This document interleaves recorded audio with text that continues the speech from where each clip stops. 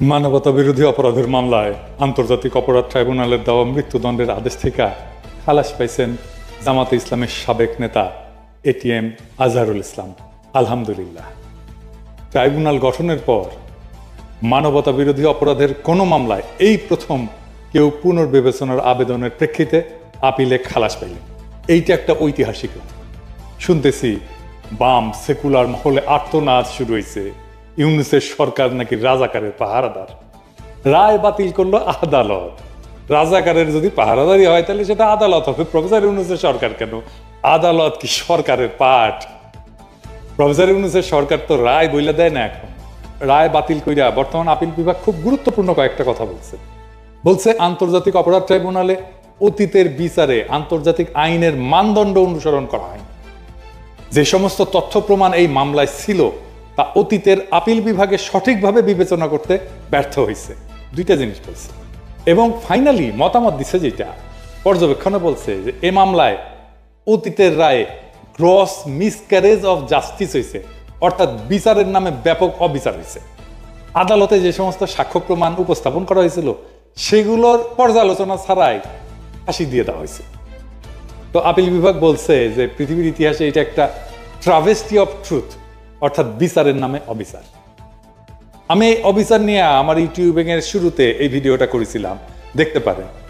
এইটা শুধু সাক্ষ্য প্রমাণের বিষয় না, অবিচারটা কোন জায়গায় সেটা নিয়ে বিস্তারিত আলাপ করতেছি। কিন্তু আপনাদের জানানোর জন্য বলি যে এমন সাক্ষ্য আনা হয়েছিল এই মামলায়, আজহার ভাইয়ের মামলায়, যে সাক্ষীরা আদালতে এসে বলছেন যে কেউ 3 কিলোমিটার দূর থেকে আজহার ভাইকে দেখছেন, কেউ দেখছেন 6 কিলোমিটার দূর থেকে। একজন সাক্ষীকে জিজ্ঞেস করা হয়েছিল যে আপনার সন্তানের নাম কি? ছেলেমেয়ের নাম বলতে পারে না, স্ত্রীর নাম বলতে পারে না, কিন্তু এটিএম আজহারুল ইসলামের নাম ঠিকই বলতে পারে। কি চমৎকার! এই যে কথিত যুদ্ধাপরাধের বিচার, এর নামে কেন সেটা একটা ঐতিহাসিক অবিচার ছিল, আসেন সেটা এখন বুঝে দেখি। এই যুদ্ধাপরাধের বিচারের প্রস্তুতি শুরু হয়েছিল শেখ হাসিনা সরকারের আমলে 2009 সালে ক্ষমতা আসার পর। কেন হাসিনা এই বিচারটা করতে গেল, এইটা গুরুত্বপূর্ণ, এইটা একটু বুঝতে হবে। 2001 সালের 8ম জাতীয় সংসদ নির্বাচন ছিল বাংলাদেশের রাজনীতির নির্ধারক। বিএনপি ওইখানে 41.40% ভোট পাইছিল আর 193টা আসন পাইছিল। আওয়ামী লীগ পাইছিল একটু কম, বিএনপি খুব বেশি কম না, কিন্তু 40.02% ভোট। এটা সে পাশের দুইটা উপর নিচ করে লিখে দেন। আর আসন পাইছিল কত? 62টা। জাতীয় পার্টি পাইছিল 7.22% ভোট, 14টা আসন পাইছিল। আর জামাত পাইছিল 4.28% ভোট, 17টা আসন পাইছে। বিএনপি জামাত মোট পায় 210টা আসন। আপনারা খেয়াল করলে দেখবেন যে ভোট যে পরিমাণে পাইছে, যে পার্সেন্টেজে পাইছে বিএনপি জামাত, তার চেয়ে আসন সংখ্যা অনেক বেশি। কেন? কারণ বিএনপি আর জামাতের ভোট একসাথে হয়েছে। বিএনপির সিটে সে জামাতের ভোট পাইছে, জামাতের সিটে সে বিএনপির ভোট পাইছে। তো আপনি খেয়াল করলে দেখেন যে আওয়ামী লীগ আর বিএনপির ভোটের তফাৎ কিন্তু বেশি না, 1.5%-এরও কম। এইখানেই আসল ঘটনা। কি সেই ঘটনা? বিএনপি আর জামাত যদি একসাথে থাকে তাইলে আওয়ামী লীগের কোনো চান্স নেই, জিন্দেগিতে সে ক্ষমতায় আসতে পারবে না। তার ক্ষমতায় আসার জন্য দুইটা জিনিসের দরকার: জামাত আর বিএনপির ভোট ভাগ করিয়া দেওয়া, আর জাতীয় পার্টিকে কাছে টাকা। এইটাই আসলে ইন্ডিয়ান প্ল্যান। বিএনপি জামাত সারুক, এটা বাঙ্গ প্রগতিশীলদের একটা দাবি না দীর্ঘদিন থেকে? 2008 সালের নির্বাচনে আওয়ামী লীগ তাই করলো। এখন দ্বিতীয় কাজ হইতেছে জামাতকে ধ্বংস করে দেওয়া। কি করলো 2008 সালের নির্বাচনে? জাতীয় পার্টির সাথে নিয়ে নির্বাচন করলো, বিএনপি আর জামাত আলাদা আলাদা নির্বাচন করলো। এখন দ্বিতীয় কাজ হচ্ছে জামাতকে ধ্বংস করে দেওয়া। মূলত তার শীর্ষ নেতাদের মাইরা ফেলা, তাদের নিয়ন্ত্রিত আর্থিক প্রতিষ্ঠানগুলো হয় ধ্বংস করে দেওয়া অথবা দখল নিয়ে দেওয়া। এইভাবে ইসলামী ব্যাংক গেল, তাই না? আর বিএনপির মধ্যে খুবই হার্ডকোর যারা ন্যাশনালিস্ট, এদেরকেও মেরে ফেলে, যেন তারা কখনোই জামাত আর বিএনপির মধ্যে ঐক্য নিয়ে দলের মধ্যে ওকালতি করতে না পারে। এভাবেই সালাউদ্দিন কাদের চৌধুরীকে ফাঁসি দেওয়া হইল। এবার বুঝতে পারতেছেন তো কেন, কাকে, কিভাবে এই মামলায় ঢোকানো হয়েছে এবং ফাঁসি দেওয়া হয়েছে। এই কাজটা করার জন্য সে বাইসা নিল ওয়ার অন টেররের বয়ান। সেটা কি? বুশ আর ব্লেয়ার মিলে তখন সন্ত্রাসের বিরুদ্ধে অনন্ত যুদ্ধ করতেছে, মানে ইসলাম কোপাইতেছে সারা দুনিয়ায়। হাসিনা যায় বলল এই যে জামাত, এই হচ্ছে সেই ইসলামী জঙ্গি যারা 1971 সাল থেকে এই অঞ্চলে সন্ত্রাসবাদ চালায় যাইতেছে। ইনু এটা ভুলভাল হিন্দিতে সাক্ষাৎকার দিছিল। আপনারা সেটা শুনলে বুঝতে পারবেন কোন ন্যারেটিভ হাসিনা ইনু এরা তৈরি করছিল জামাতের বিরুদ্ধে। শুনেন। 71 सन का मुक्ति युद्ध में पाकिस्तान हमका विरुद्ध था। एवं पाकिस्तान में हमका साथ लड़ाई किया था, उस टाइम से जमात इस्लामी एक आतंकवादी संगठन था जो मानुष को, आदमी को मार दिया, नारी को मार दिया। वो संगठन पाकिस्तान बैक करता है एवं वो संगठन का जो आदमी मारा था उसका लिए विचार कर रहा है, फांसी भी हो गया। ये संगठन का साथ पाकिस्तानी का एवं पाकिस्तानी गोयंदा संस्था ISI का गंभीर ताल्लुक है।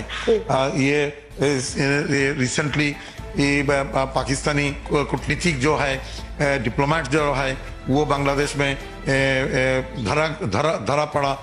बांग्लादेशी ऑर्गेनाइजेशन आतंकवादी संगठन के साथ वो लोग ताल्लुक रखता था, इसलिए बांग्लादेश से उसको निकाल दिया गया है।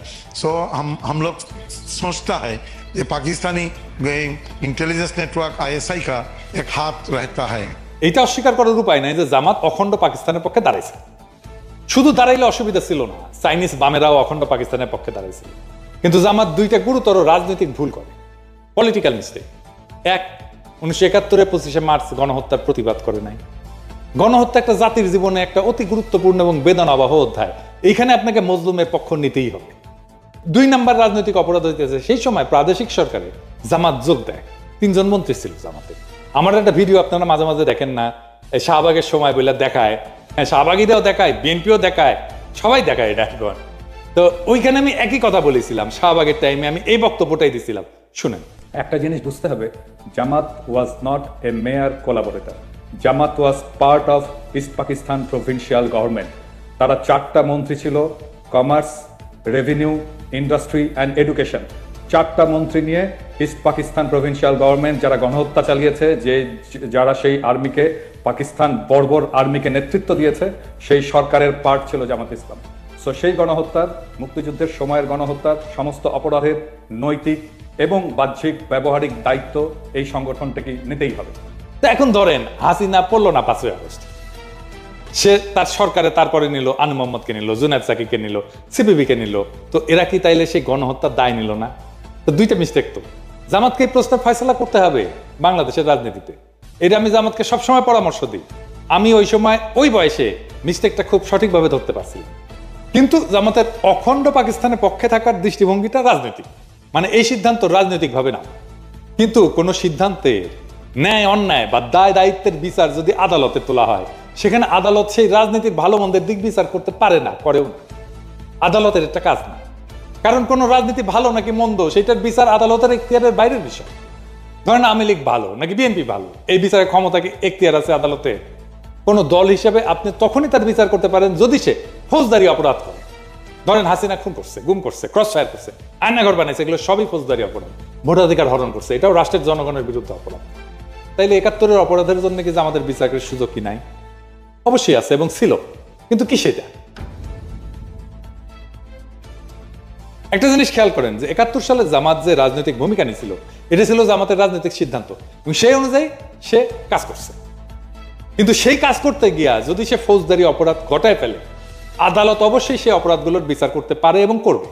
এই জন্যে আইনি পরিভাষা অনুযায়ী আদালতের এখতিয়ার আছে শুধুমাত্র আইনি অপরাধের বিচার করার। মাথায় রাখেন, আইনি অপরাধ, আইন বলে যেটা অপরাধ, সবকিছু অপরাধ না, আইন। অর্থাৎ আদালত কেবল লিগাল পার্ট বা আইনি দিকগুলোর বিচার করবে। ধরেন 71 সালে ইয়াহিয়া সরকারকে জামাতের সমর্থন দেওয়া কিংবা সেই সরকারে অংশগ্রহণ করা, এগুলো সবই রাজনৈতিক সিদ্ধান্ত। এটা কখনো বেআইনি অথবা আইনের চোখে অপরাধ না, কিন্তু রাজনৈতিক চোখে এটা অপরাধ, এটা ভুল। ফলে এটা কঠোরভাবে নিন্দনীয় এবং সে কারণে এটা অগ্রহণযোগ্য। কিন্তু খেয়াল করলে দেখবেন, এই যে রাজনৈতিক ভুলের নিন্দা, এটা কে করে? কে রায় দেয়? জনগণ দেয়, আদালতের রায় না। এই রায় দেওয়ার মালিক একমাত্র জনগণ। তার মানে যুদ্ধাপরাধের বিচার কিন্তু কারো পলিটিক্যাল অ্যাক্টের বিচার না। পলিটিক্যাল অ্যাক্ট করতে গিয়া তার সাথে সাথে যদি কোনো ফৌজদারি অপরাধ ঘটায় বসে, সেই সবের আইনি দিক বিচার করে দেখাটাই কেবল বিচারকদের কাজ এবং এখতিয়ারের বিষয়। হ্যাঁ, এটা আমরা আলাপ করছি যে 71 সালে মুক্তিযুদ্ধে জামাতের যে পলিটিক্যাল অ্যাক্ট, এই দিক দিয়ে বিচার করতে গেলে জামাত তো অন্যায় করছে এবং জনগণ সেটা মনে করে। কিন্তু এই কথিত যুদ্ধাপরাধের বিচারে সরকার সবসময় একটা বিশেষ সুবিধাজনক অবস্থায় ছিল। কি সেই সুবিধা? সেই সুবিধাটা হইলো এই বিচারের রায়ের আগে পাবলিক মনে করে যে জামাত অপরাধী, যদিও পাবলিকের এই মনোভাব এবং তার সিদ্ধান্ত এইগুলা কোনো আইনি দিক বিবেচনা করে নেওয়া রায় না, কিন্তু এগুলা মূলত পাবলিকের সেন্টিমেন্ট, রাজনৈতিক বিবেচনা। আর এই সুবিধা কাজে লাগাইয়া পাবলিকের রাজনৈতিক অবস্থানের উপরে ভর কইরা সরকার বা আদালত বড় অকাম করে ফেলছে। এটা বেআইনি এবং অবৈধ হওয়া সত্ত্বেও এইখানে এই যুদ্ধাপরাধ আদালতের দায়। যুদ্ধাপরাধের বিচারের নামে শেখ হাসিনার কথিত সেই আদালত এই অন্যায় কাজটা করছে মৌলিকভাবে 3 জায়গায়। 1 নাম্বার, একটা অপরাধ যখন সংগঠিত হইতেছে আপনার তখন জানা থাকা লাগবে যে এইটা অপরাধ। ধরেন বাংলাদেশের আইন হইল যে জাউরার সিল বলে ভিডিওতে সিল দেওয়া যাবে না, ফেয়ার এনাফ। তো আমি আর কাউরে ভিডিওতে সিল দিব না, এটা যখন আইন হয়েছে তারপর থেকে। কিন্তু আজ থেকে 10 বছর পরে আইন বানায় আমার আইসা যদি ধরে বলে ওই তুমি 10 বছর আগে জাউরা সিল দিছিল না তোমার ভিডিও, তো তোমার ফাঁসি হবে, এটা বললে তো হবে না। এটা বললে হবে যুদ্ধাপরাধ বিচারের ট্রাইব্যুনালের আইন সব বানানো হয়েছে হাসিনারা বানায় বলা হইতেছে তুমি ওই 1971 সালে এই অপরাধ করছিলা, কারণ এটা এখন অপরাধ। তো হাসিনার আমলে আইন বানায় 40 বছর আগের একটা ঘটনা বিচার করাচ্ছে, এটা করা যায় না। 2 নাম্বার, সাক্ষ্য আইন বদলায় দেওয়া। এখানে আইন কইরা নেওয়া হয়েছিল যে যুদ্ধাপরাধ বিচারের ক্ষেত্রে প্রচলিত সাক্ষ্য আইন প্রযোজ্য না, মানে কোনটাকে আমি সাক্ষ্য হিসাবে বিবেচনা করি সেটা একটা সাক্ষ্য আইন আছে। তার মানে বিচারক যদি মনে করে যে লোক মুখে শোনা কথা সাক্ষ্য হইতে পারে, তাহলে শোনা কথাকেও সাক্ষ্য বেলা গ্রহণ করা হবে। ফলে এটা আদতে কোনো বিচারই হয় না, হইতেই পারে না। পরিষ্কারভাবে একটা প্রেজুডিস, মানে ধরেন পত্রিকায় প্রকাশিত সংবাদকে সাক্ষ্য হিসেবে ধরা হয়েছে। যদি তাই হয় তাহলে তো আমারও ফাঁসি দেওয়া যাবে, আর তাজ হাসমিনও ফাঁসি দেওয়া যাবে, কারণ আমার নামে তো তাজ হাসমিন নামে তো ভয়ঙ্কর সাইবার সন্ত্রাসী বইলা নিউজ ছাপাইছিল, তাই না, অনেক পত্রিকা। এখনো সালাউদ্দিন শোয়েব চৌধুরী বালসাল পত্রিকা আর্টিকেল লেখে, তারা আমাদের ইসলামী জঙ্গি বলে। তাইলে বুঝেন কি ভয়ানক অবস্থা করে রাখছে। তার মানে যেটা সাক্ষ্য হিসাবে আদালতে বিবেচিত হয় না সেটাকেও সাক্ষ্য বানাচ্ছে। আপনার নামে একটা পত্রিকা নিউজ ছাপে দিবে, তারপর ওইটা দিয়ে আপনারে ফাঁসি দিয়ে দিবে। 3 নাম্বার, আদালতের বিচারের ক্ষেত্রে সুনির্দিষ্ট ধারা ঠিক কোন ধরনের কাজ করলে কোনটা অপরাধ গণ্য করা হবে, সে অপরাধের কি শাস্তি হবে, এই বর্ণনাগুলো তালিকা হিসেবে ধারাবাহিকভাবে কোড হিসেবে সাজানো থাকে, এটাকে বলে পেনাল কোড। আদালতে অভিযোগ দায়ের করার টাইমে অপরাধের ওই ধারাবাহিক নাম্বার উল্লেখ করে মামলা সাজানো, এটাই আমাদের প্রচলিত ভাষায় অপরাধের ধারা বলি। যেমন ধরেন কওয়া যায় 302 ধারা মানে এটা খুনের অপরাধ, 420 মানে 420 বলি আমরা যেটা, এটা হইতেছে প্রতারণার অপরাধ। এইরকম খেয়াল করবেন, যুদ্ধাপরাধের বিচারের আইনে কয়া দেওয়া হয়েছিল প্রচলিত পেনাল কোড এই বিচারের ক্ষেত্রে প্রযোজ্য না। এবার হাত পা বাইন্দা গোলপোস্ট যদি ইচ্ছামাফিক সরাই দেওয়া হয়, তাহলে এটাকে কি আর বিচার বলা যায়? বিচার বলে কিছু অবশিষ্ট থাকে? তার মানে এখানে পুরাটাই বিচারকের খেয়াল খুশি মর্জির উপরে ছেড়ে দিয়া কথিত বিচারটা করা হয়েছে। ঠিক কোনটার কারণে এটা অপরাধ হিসেবে গণ্য হয়েছে এটা থেকে শুরু কইরা চার্জ গঠন, এমনকি ওই অপরাধের কারণে কি শাস্তি দেওয়া হবে সেটাও মর্জি মতো। ফলে বিচারক মর্জি মাফিক বেকসুর খালাস থেকে শুরু করে মৃত্যুদণ্ড পর্যন্ত সব ধরনের শাস্তি দিতে পারছে। চার্জ গঠন, বিচার এবং রায় সবকিছু ক্ষমতাই বিচারকের হাতের মুঠায় ছিল। এটা কোনো বিচার না, এই জন্য এটাকে জুডিশিয়াল কিলিং বলা হয়েছে। এইসব তুগলুকি কারবার আমরা সেই 2010 সাল থেকে দেখে আসতেছি। তাই আমার মনে শুধু একটাই প্রশ্ন জাগে, বিচারের নামে এইসব বুঝলো কি? এইটা একজন আইনের প্রাথমিক ছাত্রের কাছেও তো ধরা পড়ার কথা। বিচার প্রক্রিয়ায় যে ফাঁকগুলা এটা সাধারণ চোখে দেখা যায়, অথচ যুদ্ধাপরাধের বিচারের নামে এই ঐতিহাসিক অবিচারের বাটপাড়িগুলো বামপন্থীদের নজর এড়াই গেছে। এখনো তারা হাহুতাশ, এমনকি যারা আইনের লোক তাদেরও। বামপন্থীদের কি দায় নাই তাদের নেতাকর্মীদের আইনের প্রাথমিক ধারণা দেওয়ার? আজাদ সাহেবের খালাস পাওয়ায় বামদের আজারিতে একটাই ব্যাখ্যা, সেটা হইতেছে ওনারা বাঙ্গু প্রগতিশীল এবং বুঝতেই পারতেছেন সেই কারণে ওনারা ধর্মবিদ্বেষী। কাজেই জামাত মারার নামে ধর্ম উচ্ছেদের এই মহান আয়োজনে এই সময় তো তিনি ঘরে বসে থাকতে পারেন না। প্রগতিশীলতার নামে, ইসলাম কুপানোর নামে সমাজের এই কথিত প্রগতিতে সামিল না হইয়া উনি কেমনে থাকবেন? কে জানে, বামেরা হয়তো সুখ অনুভব করছিল এইটা ভাইবা যে শাহবাগের এই উত্থান এটা নিশ্চয়ই বাংলাদেশের এক রয়া রেনেসা, এক নবজাগরণ হোক না সেটা চরম অবিচারের রাস্তায়। তবুও আমেরিকা এবং শেখ হাসিনা কোলে বৈশা ইসলাম কুপানির এই মহোৎসব এটাতে সামিল না হওয়ার নস্টালজিয়ায় তারা ছাড়তে পারতেছে না। ওরা যেভাবে মনে করে 1971 ইসলামকে পরাজিত করা হয়েছিল, ঠিক একইভাবে মনে করে শাহবাগে তাদের ইসলাম কুপানির যুদ্ধের বিজয় হয়েছিল। তাই আজার ভাইয়ের মুক্তি একটা ল্যান্ডমার্ক, বাংলাদেশের জন্য একটা ঐতিহাসিক ঘটনা। যদিও অনেককে আমরা হারাইছি, হাসিনা পতনের মাত্র কিছুদিন আগে আমরা মাওলানা সাইদিকে হারাইছি, আরো অনেকে আছেন যেমন মাওলানা আবুল কালাম আজাদ, ওনার মামলাটার নিষ্পত্তি দরকার। এই সাথে 1975-এর আগস্ট বিপ্লবী যারা আছেন, ওনাদের মধ্যে যারা বেঁচে আছেন তাদের মামলাগুলো ফয়সালা করে ওনাদের সসম্মানে দেশে ফিরে আনা হোক। আজার ভাই খালাস শুধু একজন মানুষের মুক্তি না, এটা বাংলাদেশের বিচার ব্যবস্থার উপর চাপায় দেওয়ার রাজনৈতিক প্রতিহিংসার মুখোশ খুইলা ফেলার প্রথম ধাপ। এরাই দেখাই দিল যে সত্যকে দমায় রাখা যায় কিন্তু মুছে ফেলা যায় না। যুদ্ধাপরাধের নামে যে ট্রাইব্যুনাল বানানো হয়েছিল তা আদতে ছিল একটা রাজনৈতিক হত্যার যন্ত্র, যেখানে আইন ছিল সাজানো, সাক্ষ্য ছিল বানানো, আর বিচারকের মর্জি ছিল শাস্তির একমাত্র মানদণ্ড। আজকের এই ঐতিহাসিক রায় প্রমাণ করলো রাজনীতি দিয়া আইন চাপায় দেওয়া যায় না। এবং যখন এমন অন্যায় এক যুগ ধরে চলতে থাকে তখন একদিন না একদিন ইতিহাস পেছন ফিরে তাকায়। আজ সেই ইতিহাসের মুহূর্ত। যারা একদিন ন্যায় বিচারের নামে হাততালি দিছে তাদের এখন বুকে হাত দিয়ে ভাবা উচিত, আপনি কি সত্যি ন্যায় চাইছিলেন, বিচার চাইছিলেন, নাকি শুধু প্রতিপক্ষের ধ্বংস চাইছিলেন? আজহার ভাইয়ের মুক্তি এটা শুধু জামাতের জয় না, এটা বিচার ব্যবস্থার একটা ক্ষণিকের পুনর্জাগরণ। আজহার ভাইয়ের মুক্তি হলো একটা রাষ্ট্রের আত্মসমালোচনার শুরু। এখন সময় আসছে অন্যায়ভাবে যারা ফাঁসিতে ঝুলছেন এবং এখনো যারা পালায় বেড়াচ্ছেন তাদের মামলাগুলোকে সবগুলোকে আবার পুনর্বিবেচনা করা। এই বিচার প্রক্রিয়ার ধ্বংসস্তূপের মধ্যে থেকে আমাদের নতুন করে নির্মাণ করতে হবে একটা সত্যভিত্তিক, ন্যায়ভিত্তিক এবং রাজনৈতিক প্রতিহিংসা মুক্ত বাংলাদেশ। সেই বাংলাদেশে কেউ আর কেবল রাজনৈতিক মতাদর্শের কারণে ফাঁসির দড়িতে ঝুলবে না। সেই বাংলাদেশে বিচার হবে অপরাধের, মতাদর্শের না। সেই বাংলাদেশে বাম কিংবা ডান কেউ আর ধর্মের নামে, জাতীয়তাবাদের নামে বা মুক্তিযুদ্ধের নামে বিচারের ছদ্মবেশে হত্যা করবেন। আজহার ভাইয়ের মুক্তি এক নতুন যাত্রার সংকেত। এই যাত্রা শুধুমাত্র একজন মানুষের না, এটা একটা জাতির আত্মসমালোচনার পথ চলা। এখন সময় সাহস করে সেই পথে পুরা জাতিকে নিয়ে আগায় যাওয়ার। ইনকিলাব জিন্দাবাদ।